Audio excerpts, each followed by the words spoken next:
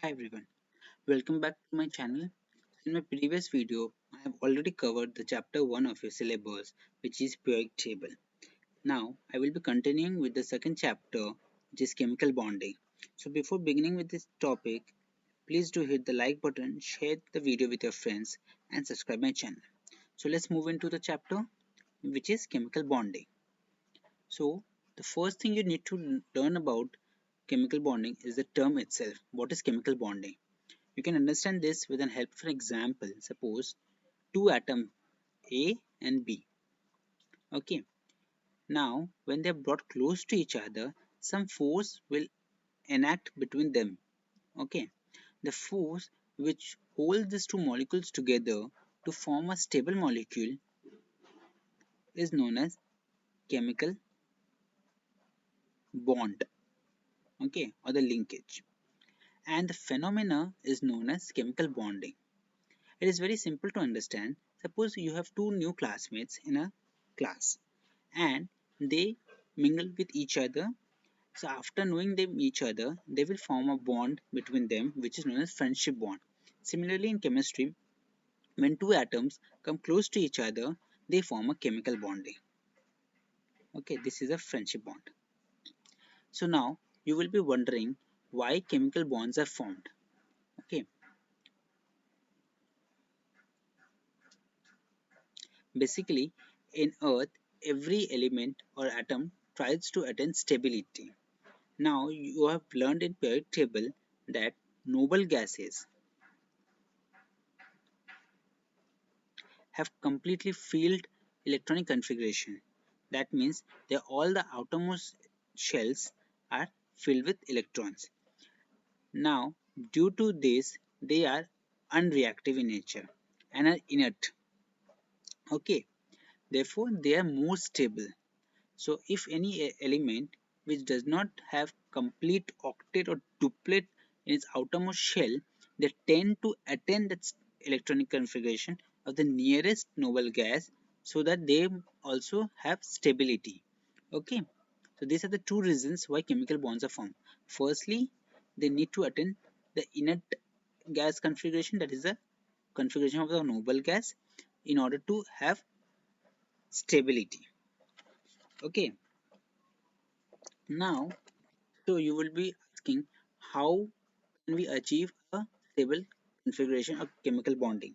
A stable electronic configuration in two combining atoms resulting in a chemical bonding between them is achieved by two methods. The first method will involve the transfer of electrons. Suppose you have two atom A and B.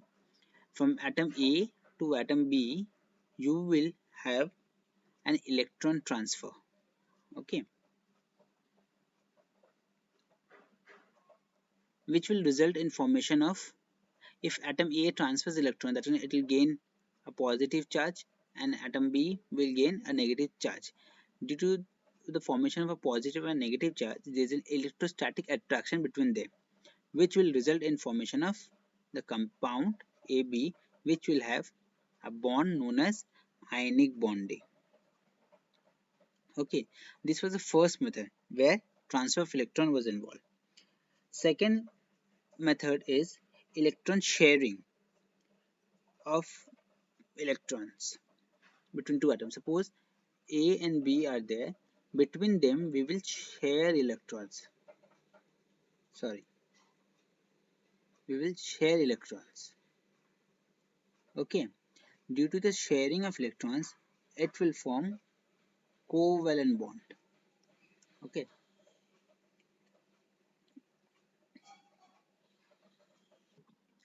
So you will need to know what are the conditions to form a electrovalent compound. Now, in my previous videos where I have discussed the various paired properties, I have discussed about the ionization potential, electron affinity, electronegativity. Based on this property only, we will be able to judge whether the atoms involved in forming a bond will form an electrovalent compound or not. Okay. To form electrovalent compound, we need a metal and a non-metal. Okay. So a metal should always have a low ionization potential. Why low? If it has a low ionization potential, the outermost electron, which is held loosely, will easily be released. So it can easily form M plus. Okay. Similarly, your nonmetal should have high electron affinity, that is the tendency to gain electrons. So if higher is the tendency to gain electron, more easily it will form N minus. Now as they are forming M plus and N minus, there will be electrostatic attraction between them and they will form the compound Mn, which is electrovalent. These were the first two properties or condition, that is low IP and high electron affinity of a non-metal. Okay. Now the third condition is both the atoms should be placed far apart in the periodic table. If they place far apart from the periodic table, so they will have large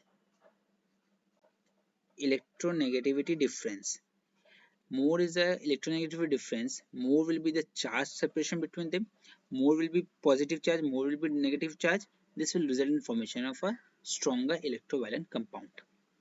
Okay, these are the three conditions. Similarly, to form covalent compounds, also there are certain conditions that needs to be fulfilled. In order to form a covalent compound, the combining atoms should have, both the combining atoms rather I'm saying, should have high IP, high electron affinity and high electron negativity. Okay, and the difference between the electron negativity should be either 0 or negligible. Okay, that means if suppose you have two atoms A and B, the electronegativity of A and that of B should be close to each other. Therefore, the delta En, the difference will be almost 0 or near to 0. Okay, so these are the four conditions that need to be fulfilled to form a covalent compound. So, I will be discussing how to form an electrovalent compound. The first step involves the transfer of electrons from metals to non-metal. Obviously, I have just said to form a covalent electrovalent compound, from suppose M is a metal, N is a non-metal. So M will lose electron taken up by the non-metal. So this involves a transfer of electron between a metal to a non-metal. So as a metal will transfer electron, so it will, by losing electrons, so it will form a cation M plus. Similarly, the non-metal will accept that electron donated by the metal and it will form a anion. Now, when they are close to each other, the opposite charge will attract and they will form the compound Mn. Okay. Now we will learn a difference between atom and ion. So you can distinguish atom and ion on three basic points, mainly on basis of charge, on the existence and the outermost shell. So in an atom, the charge is neutral, that is it is 0. Why? In an atom, number of protons, a number of positive charge is always equal to number of negative charge. Okay, therefore it is electrically neutral. Similarly, an atom may or may not exist independently. Thirdly, in an atom, the outermost shells may not be fulfilling the octet or duplet rule. That means you will have valence electron ranging from 1 to 8. Okay, but that is not the case for an ion. And for an ion, the charge is never 0. It is either positive or negative. Therefore, if the charge is positive, we call it a cation, and if a charge is negative, we call it an anion. Okay. can exist independently in solutions. When we will be doing the electrolysis, there you will be understand why I said this point. Thirdly, the outermost shell have complete octet or duplet. That is, ions are formed only when either they lose electron or gain electron. Therefore, when they are losing electrons or gaining electron, in doing so, they achieve the duplet and octet rule. Okay, so these are the three basic points on which you can distinguish an atom and ion. Okay, now we will learn about a difference between two processes. Okay, the first one is an oxidation. What is an oxidation? You might have learned in your junior classes that gain of oxygen is known as oxidation and gain of hydrogen is known as reduction. But in terms of electrons, how will you define an oxidation and a reduction? Suppose a atom A, if it loses electron to form cation, or loses electron rather I would say, it is known as oxidation. And reduction is just the reverse of oxidation. That is, if an element B gains electron, then we say it is reduction. Okay, so how questions are framed from this square portion? You will be given certain reactions. Suppose I'm giving you a reaction Fe2 plus minus electron Fe3 plus Al3 plus 3 electron gives Al. You will be asked to classify whether the reaction, what kind of reaction is occurring, whether it's an oxidation or reduction. See, it is very simple. You just need to see whether there is a minus sign of electron. That means there is a loss of electron. If loss of electron is taking place, then it is oxidation. Similarly, we see 3 electrons are gained. It is more added up. Therefore, this process will be reduction. Okay.